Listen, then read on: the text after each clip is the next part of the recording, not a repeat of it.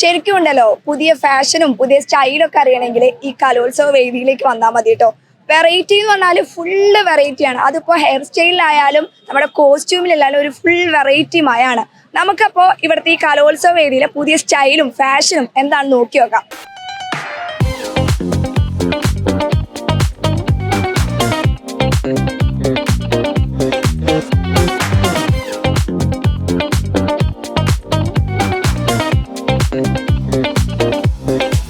എൻ്റെ പേര് അഖിൽ ദേവ് എന്നാണ്. അപ്പൊ എൻ്റെ എന്താ പറയാ, പ്രേക്ഷകർക്കൊക്കെ മുടിയനാണ്. അപ്പൊ അങ്ങനെ ആരാധികമാരൊക്കെ ഉണ്ടോ?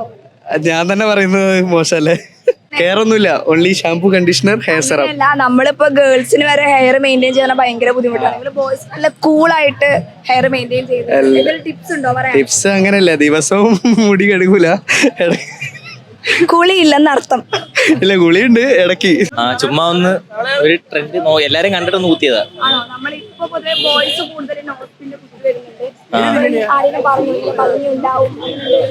എനിക്ക് തന്നെ ഞാൻ തോന്നി, ഞാൻ ചുമ്മാ ഒരു കല്ലെടുത്ത് വെച്ചപ്പോ തോന്നിയതാ കൊള്ളാന്ന്. ഹെയർ സ്റ്റൈല് മുമ്പോട്ടെ എങ്ങനെ ചെയ്യല ഇപ്പം ചേച്ചി ഇത് കണ്ടിട്ടില്ലേ? അതായത് നമ്മള് പെട്ടെന്ന് ഭയങ്കര സെന്റർ ഓഫ് അട്രാക്ഷൻ വരുമല്ലോ.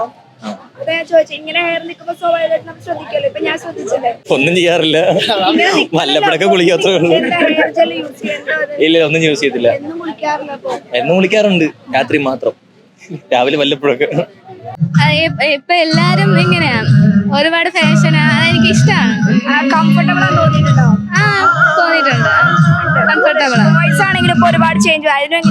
ബോയ്സ് ഇപ്പൊ ഒരുപാട് പേര് ബാഗി ജീൻസും ഷർട്ട്സും പുതിയതൊക്കെ. പാന്റ്സ് ഒക്കെ ഇപ്പൊ വ്യത്യസ്തമാണോ? ഇപ്പഴാ. ഇതിന് മുന്നേ എങ്ങനെയാ, മോഡേൺ ആയിരുന്നോ നാടനായിരുന്നോ ഇഷ്ടം? ഇതിന് മുന്നേ മോഡേൺ ആയിരുന്നു. Thank you. Al Azhar Group of Institutions, Perumbalichira, Thodupuzha.